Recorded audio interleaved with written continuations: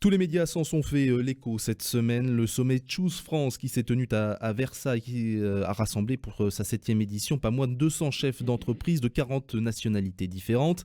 La cérémonie, on ne va pas se le cacher, aux allures grandiloquentes, a donné l'occasion à Emmanuel Macron et à son gouvernement de se féliciter de l'attractivité de notre pays en matière économique.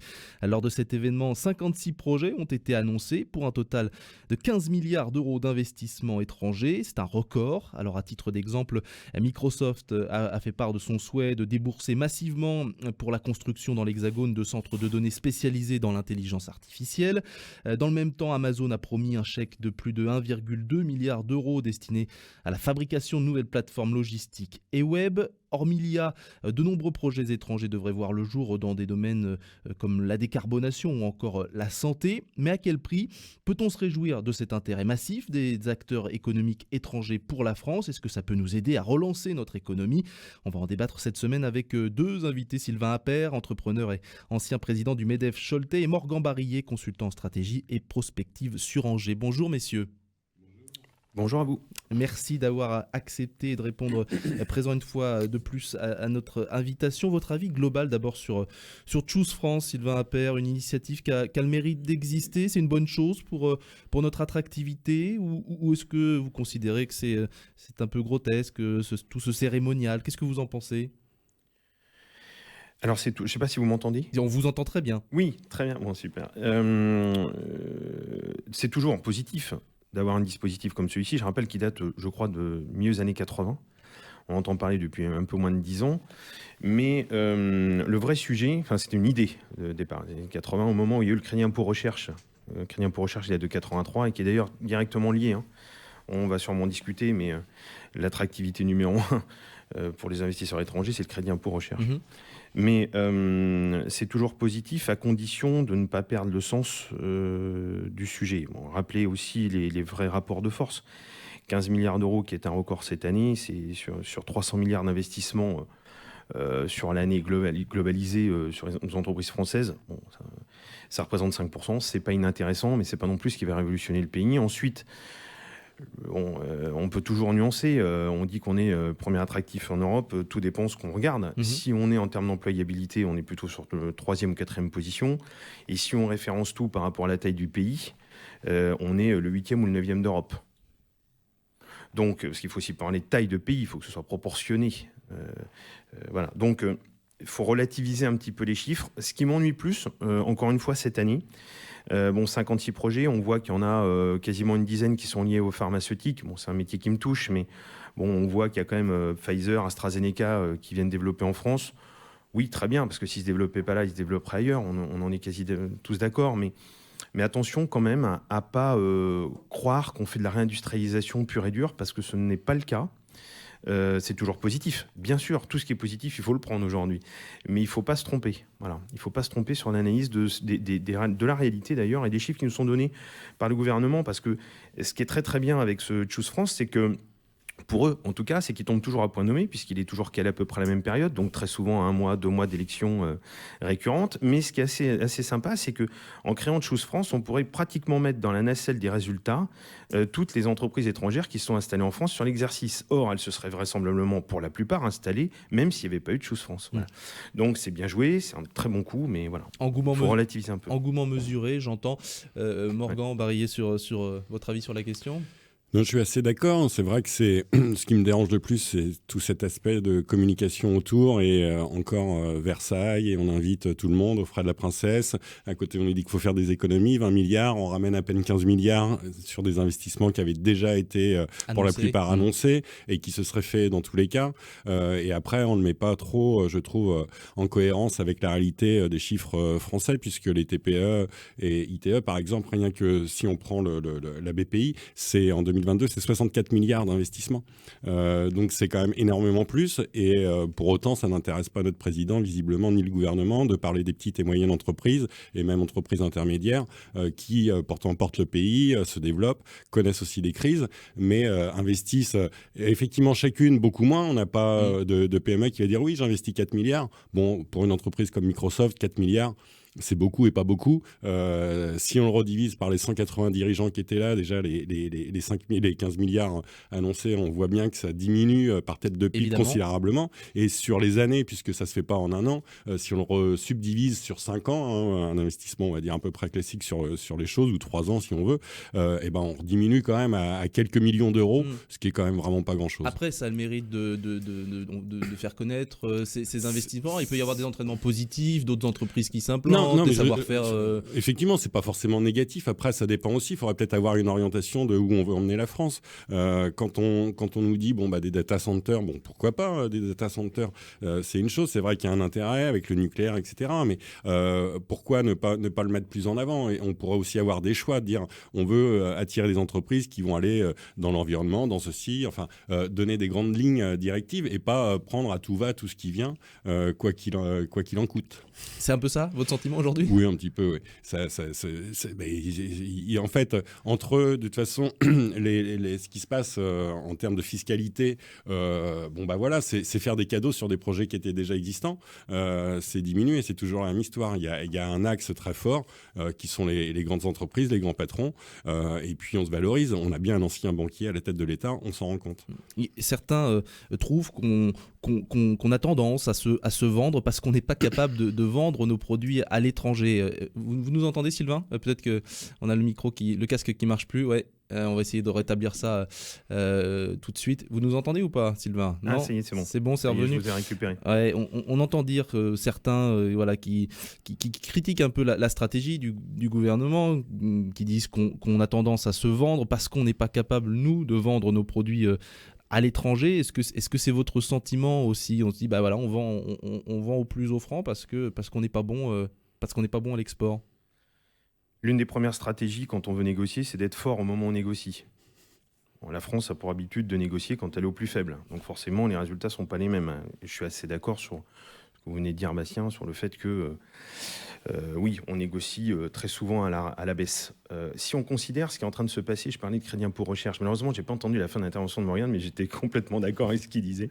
Crédit Impôt Recherche, imagine une société comme Microsoft qui va lancer sa recherche et développement en France, ce qui va lui permettre de mieux produire, plus produire à l'étranger, puisque techniquement, c'est les R&D qu'on aura chez nous.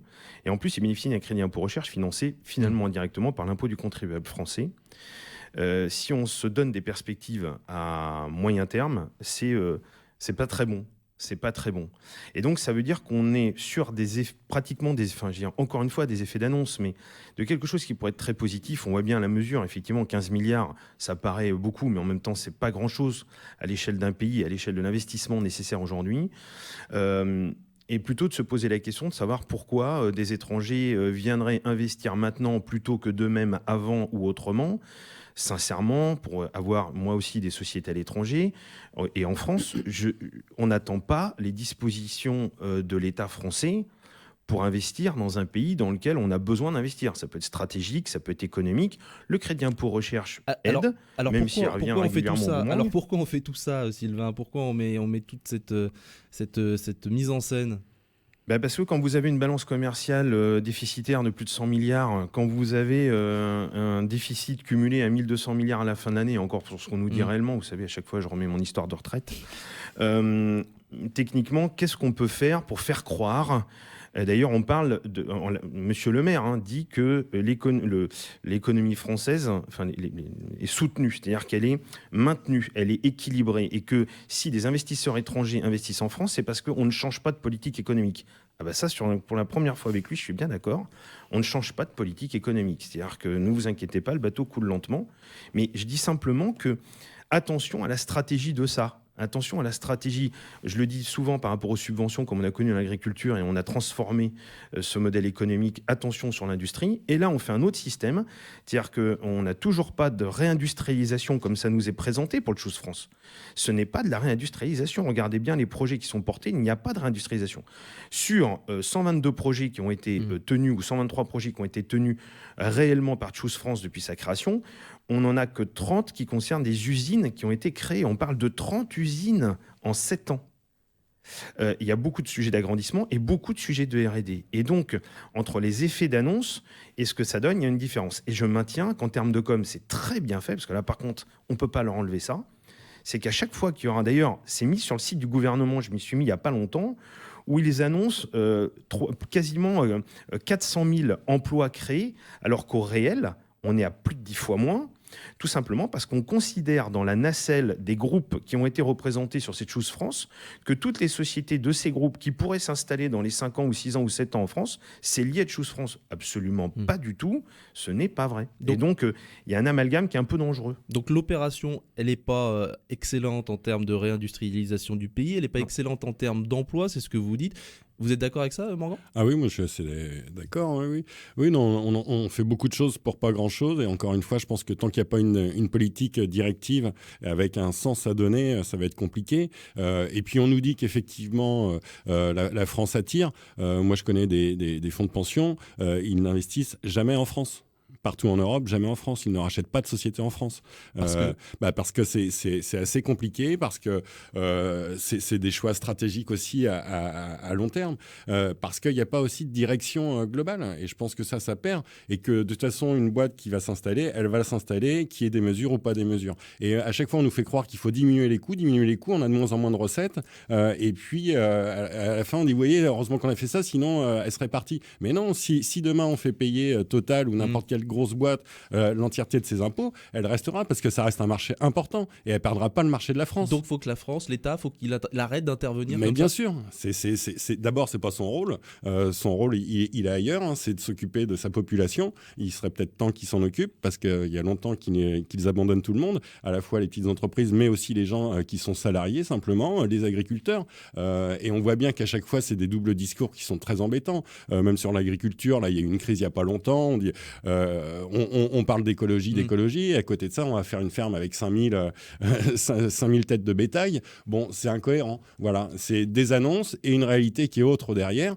C'est un mensonge permanent et c'est vrai qu'on a une présidence qui avec un système qui a tendance quand même à jouer sur un double langage. Le en même temps, il lui sert bien puisque il dit la vérité et en même temps, il ment. Donc, c'est un petit peu la même chose pour Choose France. C'est une espèce d'image. On fait croire qu'il y a encore tout l'apparat, qu'il y a toute cette richesse de la France, à Versailles, tout va bien. On est à l'ancienne, c'est-à-dire qu'on a eu des grands patrons au restaurant, on espère qu'ils vont signer à la fin le contrat.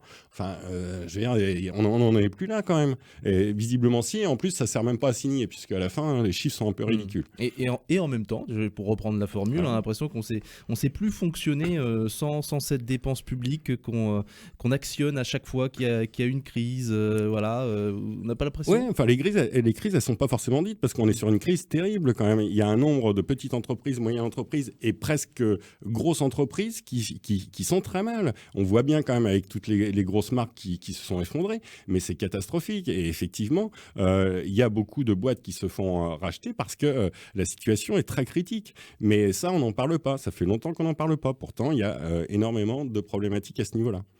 On a un dirigeant qui vous écoute religieusement, messieurs, depuis tout à l'heure, c'est Julien Dolivet qu'on va entendre dans un instant, le patron de Physidia. Julien Dolivet, hors antenne, vous le disiez, il faut quand même se réjouir de ces annonces et de ces 15 milliards, de ces projets, du fait que la France reste attractif au niveau international. Votre avis un peu plus positif sur la question ? Mon avis positif, c'est que sans ce type d'événement, on n'en parlerait pas. Que d'être là, vous soulevez des sujets de débat qui sont importants, qui sont sociétaux, qui sont aussi l'économie française, les grosses sociétés, mais aussi les petites. Je vous disais hors antenne que moi aussi, je suis de Choose France. Je suis dirigeant d'une petite entreprise et quelque part, des fonds d'investissement ont décidé d'investir dans mon entreprise. C'est qu'ils y croient, c'est qu'ils croient en notre produit, c'est qu'ils croient en notre intelligence, en notre savoir-faire. Et que Choose France, en fait, ça devrait être un peu plus que 180 personnes invitées et que je pense qu'on peut tous revendiquer être Choose France. Ouais. On peut au moins reconnaître ce mérite-là, hein, Sylvain Appert. Ça fait parler des projets importants. Juste un petit truc, j'aimerais savoir où vont les 15 milliards. C'est-à-dire que si c'est pour être réinvesti dans l'économie réelle, c'est une chose. Si c'est pour se le partager entre grands groupes, c'en est une autre. Ouais, il faudra suivre ça. Sylvain Appert, le mot de la fin, ouais. Oui, j'ai commencé en disant que c'était positif. Hein. Ouais. Même si c'est pas. mais le sujet, sincèrement, effectivement, il faut penser stratégie à long terme. Il faut faire la différence entre conjoncturel et structurel. Ces investissements étrangers, bien que positifs pour nous, est-ce qu'ils sont réellement bienveillants ? Attention aussi à la recherche permanente de fonds étrangers. Pourquoi les Français n'investissent pas eux-mêmes dans leur boîte ? Pourquoi, moi, en tant que Français, qui ai plusieurs sociétés en France, j'investis dans les sociétés étrangères plutôt que de les continuer à en développer en France? Le système, il ne faut pas oublier, je maintiens que ce crédit impôt recherche fausse le jeu.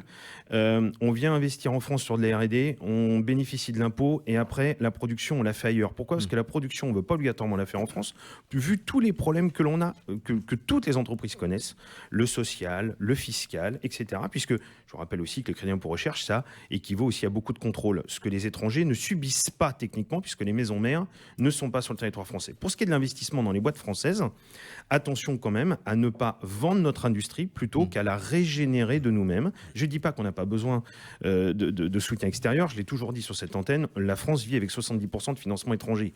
Donc évidemment qu'on en a besoin. Mais je dis simplement, attention à notre mode économique. Vous savez, les entrepreneurs étrangers comme Microsoft notamment et d'autres disent qu'ils aiment bien investir en France pour les R&D, 1, pour le crédit impôt recherche, 2, pour le fait que nos ingénieurs ne sont pas chers. Ils sont très bons et pas chers. Et pourquoi les ingénieurs français sont pas chers? C'est parce que les charges sont énormes. Et donc, on a des salaires un petit peu inférieurs à ce qui se fait ailleurs en Europe. Et je ne parle même pas des États-Unis. Donc, et même la Chine ou l'Inde. Et donc, tout ça, on pourrait se dire, ah ben c'est génial, on est fort, on forme bien nos ingénieurs, on a des entreprises qui attirent. Tout dépend ce qu'on regarde. Sincèrement, tout dépend ce qu'on regarde. Bon, ce sera le mot de la fin. On suivra évidemment ces dossiers avec intérêt. Merci à vous, messieurs. Sylvain Appert, entrepreneur ancien, président du MEDEF Choletais Morgan Barillet, entrepreneur angevin, consultant stratégie et prospective sur Angers. On va se quitter un court instant, le temps de reprendre notre souffle, de nous régénérer justement. Et puis juste après la pause, gros plan sur une entreprise angevine qui a le vent en poupe, régulièrement classée parmi les champions de la croissance tricolore depuis plusieurs années.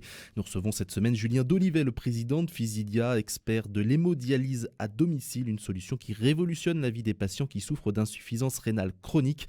On vous en dit plus dans un instant, à tout de suite. Et de retour dans le MAG-Éco, troisième et dernière partie de cette émission, nous allons parler cette semaine d'une des entreprises les plus dynamiques de notre territoire, un champion de la croissance, régulièrement cité dans le palmarès national du journal Les Échos. Physidia, créée en 2011, est devenue en quelques années l'expert français de la dialyse à domicile. La MedTech a mis au point et commercialise un outil technologique qui permet aux patients atteints d'insuffisance rénale chronique de se soigner quotidiennement chez eux quand ils le souhaitent, au lieu de se déplacer 2 à 3 fois par semaine dans un centre spécialisé. On va en parler et parler de cette solution qui facilite la vie des malades et des perspectives très prometteuses de Physidia avec son nouveau président Julien Dolivet. Donc rebonjour. Rebonjour. Merci d'être avec nous. Je dis nouveau président parce que vous êtes là depuis quelques mois, à la fin de l'année dernière, c'est ça? Depuis la fin 2023, oui. Bon, pour qu'on comprenne bien un petit peu de quoi on parle, la dialyse c'est quoi concrètement et qui en a besoin aujourd'hui? Alors la dialyse, c'est pour des gens qui souffrent, vous l'avez dit, d'insuffisance rénale en stade 5, sur les différents stades qui existent. C'est quand vos reins ne fonctionnent plus. Plus du tout. Quand vos reins ne fonctionnent plus du tout, ils ne filtrent plus l'eau, ils ne filtrent plus toutes les toxines qu'on a dans le sang.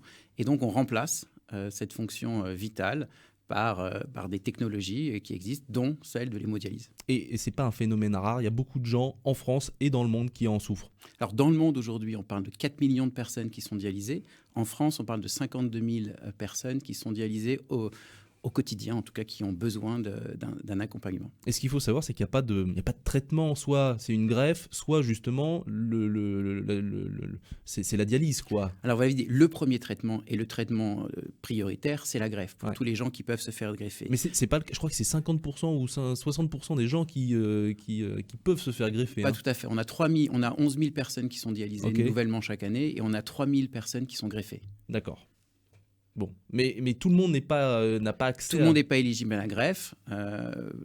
Et donc, quand on n'est pas éligible à la greffe, on n'a pas d'autre choix que de se faire dialyser. Et c'est quoi alors la différence entre se faire dialyser dans un centre spécialisé et le faire chez soi à domicile? Déjà, vous l'avez dit, dans un centre spécialisé ou chez soi. Ça change fondamentalement votre quotidien. La grosse différence, c'est que quand vous allez dans un centre, vous y allez 3 fois par jour. 3 fois par semaine. 3 fois par semaine. Ça faisait beaucoup, là. Une fois tous les 2 jours. Okay. C'est des séances qui durent pendant 4 heures et qui sont assez fatigantes. En fait, c'est quand même la grosse machine. On nettoie l'ensemble de l'organisme de ces toxines.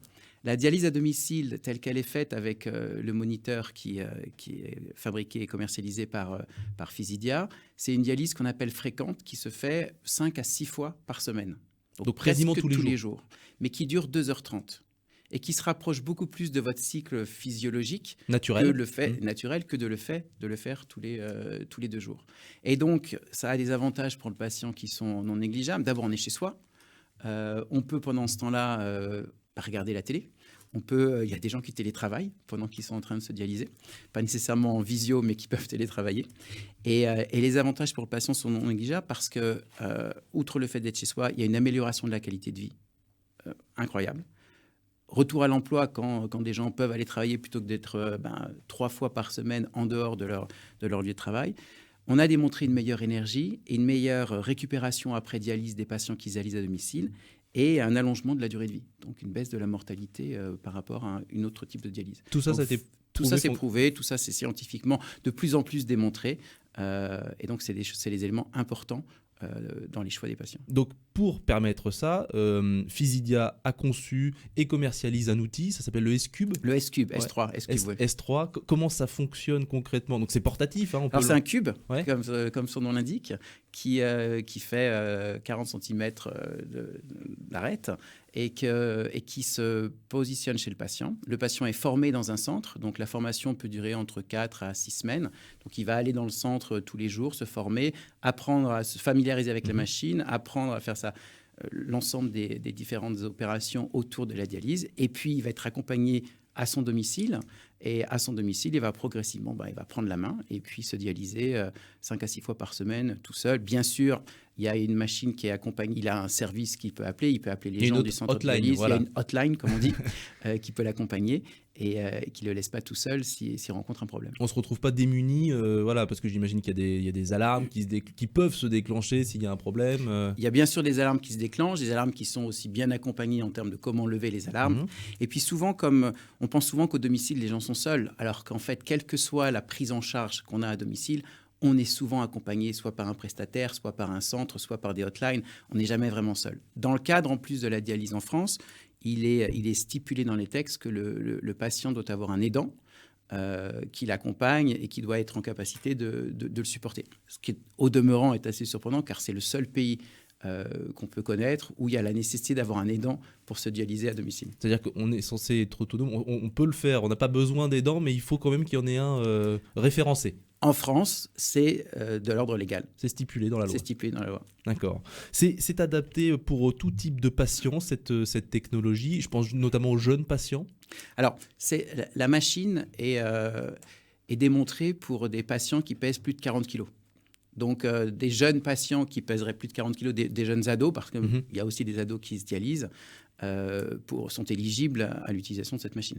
Les gens qui sont inférieurs à 40 kilos, pour le coup plus jeunes, n'y sont pas. Et vous, en règle générale, le profil type des patients qui utilisent votre solution, il est plutôt âgé? Alors, déjà, la dialyse, c'est une maladie qui touche des gens qui sont plutôt âgés et pas nécessairement une grosse population de jeunes. Le profil moyen, aujourd'hui, des gens qui utilisent notre machine, c'est de 55 ans. Il peut y avoir des gens qui sont beaucoup plus âgés, des gens qui peuvent avoir 75 ans qui utilisent cette machine-là, bien évidemment. Mais le profil moyen, c'est quelqu'un qui a 55 ans. Et vous le disiez, ceux qui empruntent ce chemin-là retrouvent liberté, autonomie, gestion de leur emploi du temps, retrouvent aussi des plaisirs à la fois simples et essentiels, vous le disiez. Les plaisirs de la vie et puis la vie au quotidien, le fait de pouvoir travailler. Pour certains, ça leur permet de retravailler. Pour d'autres personnes, ça leur permet de passer plus de temps avec leur famille. Il y a des articles de jeunes qui disent « Moi, j'ai pu remanger des hamburgers ». Parce que maintenant... Parce que leur régime diététique a été revu en fonction de la prise en charge qu'ils avaient.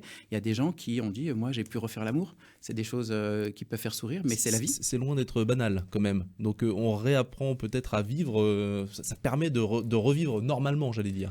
Ça permet de revivre normalement. Alors... Ce qui est aussi intéressant, c'est qu'un certain nombre de personnes pensent qu'on ramène la maladie à la maison quand on ramène la machine à la maison. Et en définitive, on laisse la maladie à la porte.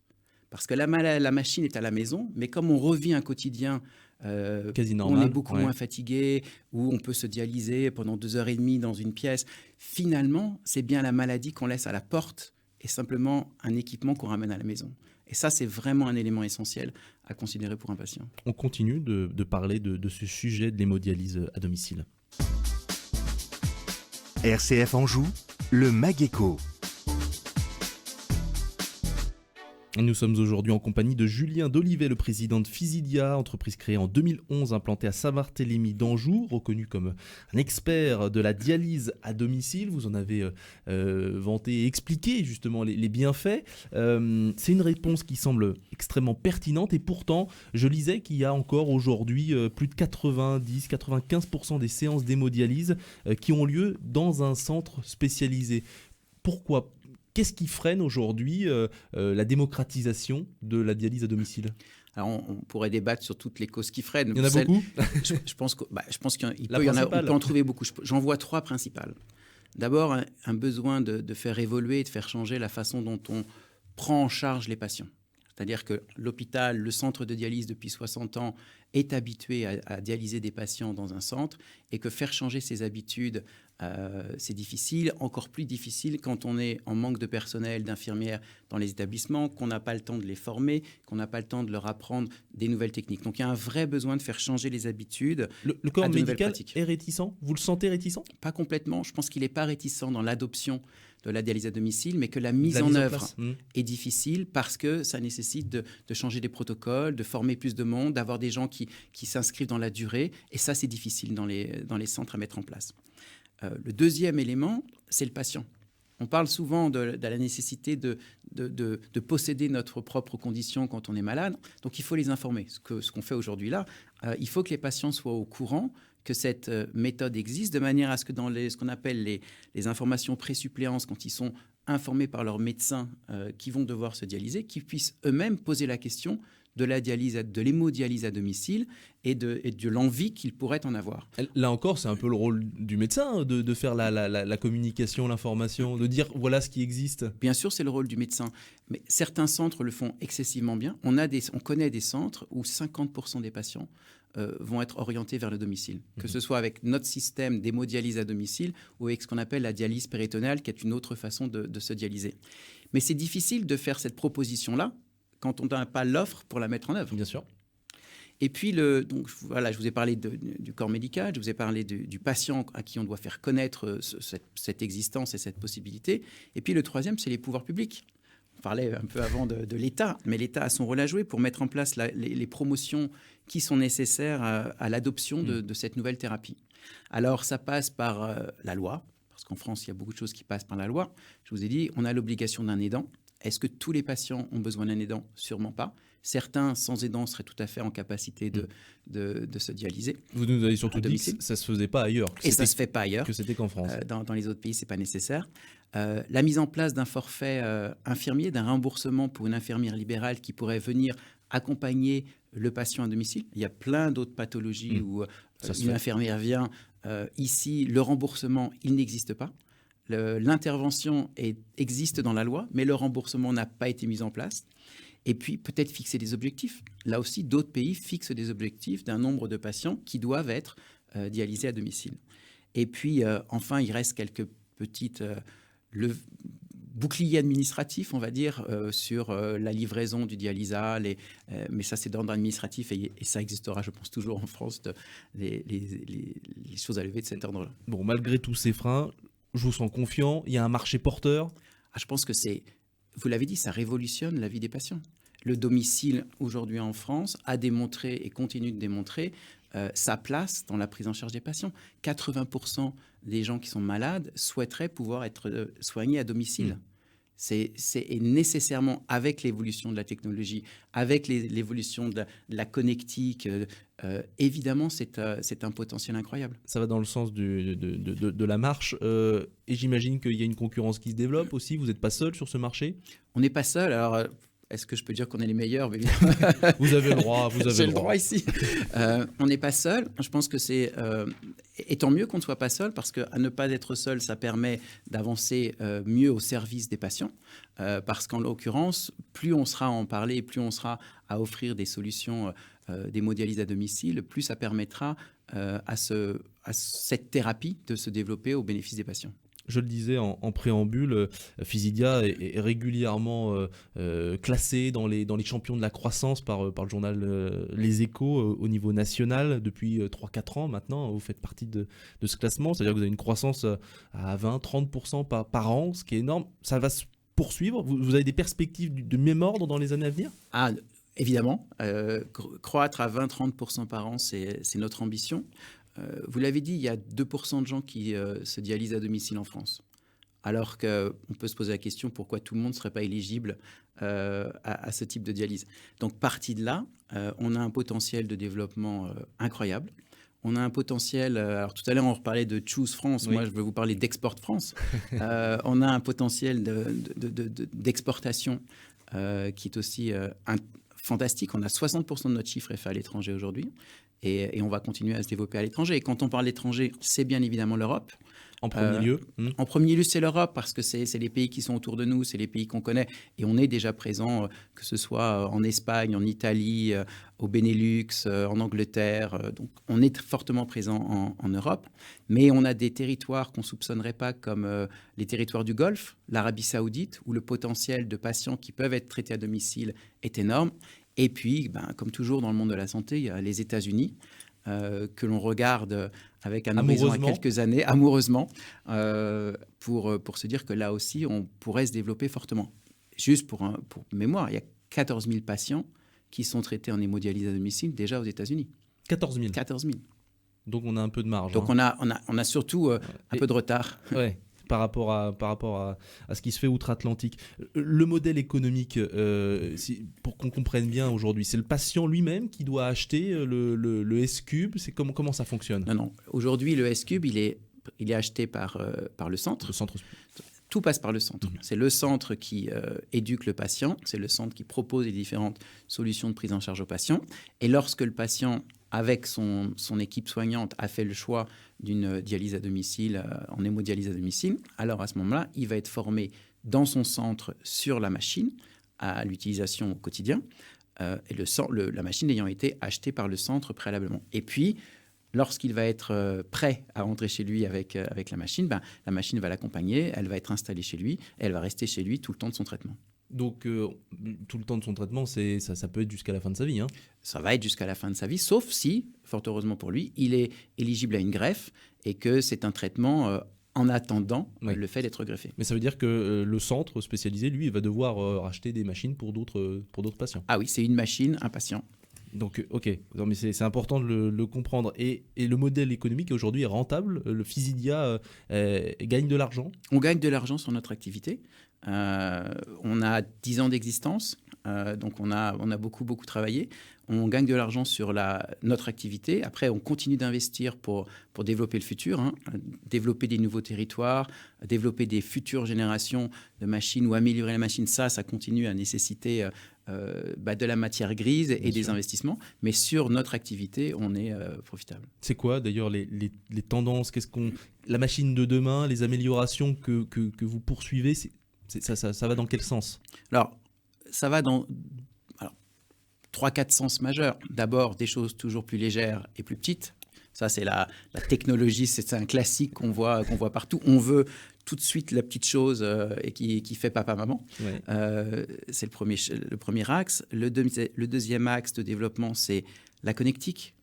Aujourd'hui, regardez les voitures d'aujourd'hui, les voitures d'il y a 10 ans ou 10-15 ans, elles sont bourrées d'électronique et bourrées de connectique. Et nos machines doivent communiquer, puisque le fait d'être à la maison doit être compensé par plus de communication entre la machine, les équipes soignantes et nous. Et puis aussi l'utilisation de la data que génère cette machine. Aujourd'hui, Physidia, on a livré presque 1,2 million de thérapies. Et on ne fait rien de ces informations-là qui potentiellement permettraient de continuer à améliorer la prise en charge des patients et la qualité de vie des patients. Ok, donc ça c'est un axe majeur d'un point de vue clinique, bien sûr. Ouais, de développement important, en effet. Il va falloir de l'argent, j'imagine, pour continuer de s'améliorer, de développer des process. Vous pouvez compter aujourd'hui, je crois, sur une société d'investissement, Columna Capital. Alors nous, on a un fonds qui nous supporte, qui s'appelle Columna Capital. Qui est londonien, hein, qui est un fonds anglais, mais qui n'a pas d'investissement en Angleterre. Donc, il est basé effectivement à Londres. Très impliqué, très entrepreneurial, très intéressé et d'un point de vue valeur, très engagé sur les valeurs que sont celles que véhicule Physidia. Nous, notre mission, c'est de rendre la vie des gens meilleure. Et on a un fonds qui, au-delà de mettre de l'argent dans une structure, nous accompagne aussi sur le développement de nos valeurs et notre mission d'amélioration de la qualité de vie, de rendre de la liberté aux gens et d'améliorer leur santé. Et c'est un vrai bonheur d'être accompagné et supporté par des gens qui comprennent et qui partagent ces valeurs-là. C'est une entreprise qui est amenée à se développer, à grossir, j'imagine, dans les années à venir. Et l'avenir s'inscrit ici, en Anjou ? Alors, on est à Saint-Barthélemy d'Anjou, vous l'avez dit. On restera à Saint-Barthélemy d'Anjou. On a notre cerveau à Saint-Barthélemy d'Anjou. C'est là que tout a commencé, dans les années 2000 et avec la création de l'entreprise en 2010.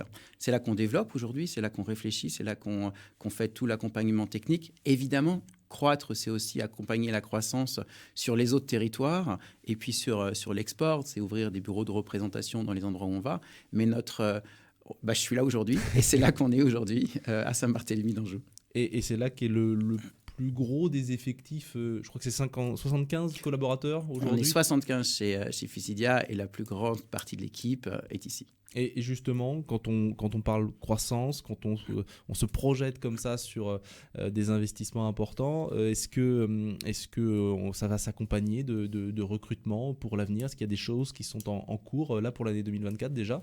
Alors, ça s'accompagne toujours de recrutement, la croissance, parce que l'équipe recherche et développement, il faut continuer à la staffer.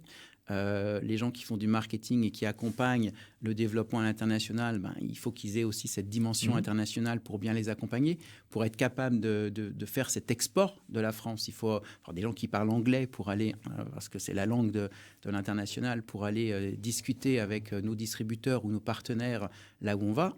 Il faut des gens qui maîtrisent les affaires réglementaires aux États-Unis pour aller se lancer sur un marché comme le marché américain. Donc oui, ça nécessite de staffer l'entreprise avec les ressources qui sont en phase avec la dimension que prend l'entreprise dans son expansion internationale un peu partout. Donc ça veut dire plusieurs recrutements dans les mois, années à venir. Ça veut dire ça.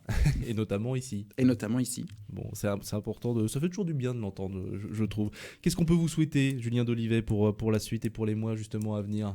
Je crois qu'il faut surtout souhaiter aux patients la possibilité d'accéder à cette thérapie.